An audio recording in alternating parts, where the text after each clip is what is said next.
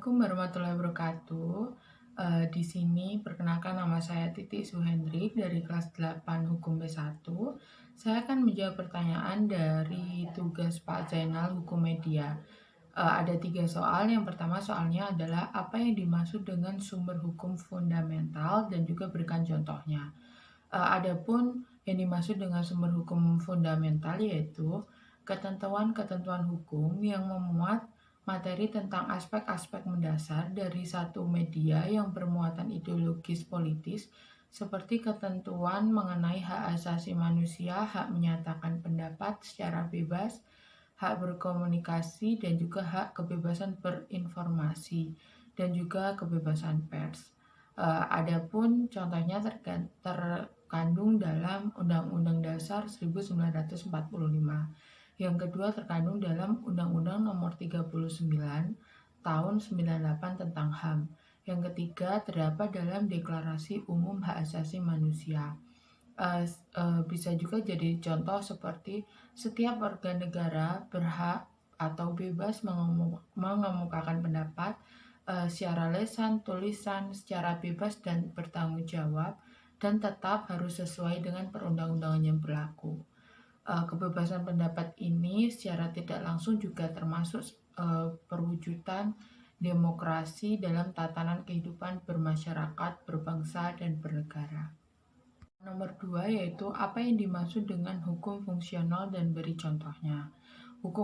Sumber hukum fungsional yaitu sumber-sumber hukum media yang berisi peraturan perundang-undangan yang mengatur atau menjabarkan penggunaan atau fungsi dari hukum fundamental. Ketentuan ini berisi tentang teknis operasional suatu media atau bagian media tertentu. Misalnya yaitu terdapat dalam Undang-Undang Republik Indonesia Nomor 40 Tahun 1999 tentang pers. Yang kedua, Undang-Undang Republik Indonesia Nomor 32 Tahun 2002 tentang penyiaran. Yang ketiga yaitu Undang-Undang Republik Indonesia Nomor 8 Tahun 1992 tentang perfilman.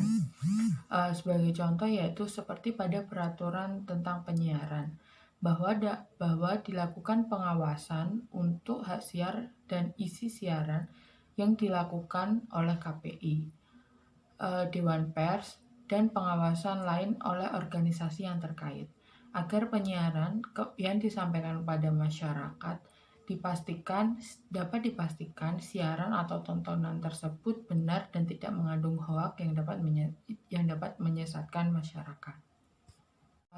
Nomor 3 yaitu apa yang dimaksud dengan hukum struktural dan beri contohnya. Hukum struktural yaitu peraturan perundang-undangan yang mengatur tentang suatu sektor atau bidang kehidupan masyarakat tertentu yang tidak secara langsung mengatur tentang media. Namun, peraturan hukum ini secara material berdampak bagi kehidupan media massa secara langsung ataupun tidak langsung. Adapun contohnya terdapat di dalam KUH Pidana, Undang-Undang Perseroan Terbatas atau PT, Undang-Undang Koperasi, Undang-Undang Konsumen, Undang-Undang Praktek Monopoli dan Persaingan Tidak Sehat, dan juga Undang-Undang Telekomunikasi. Sekian jawaban dari saya. Wassalamualaikum warahmatullahi wabarakatuh.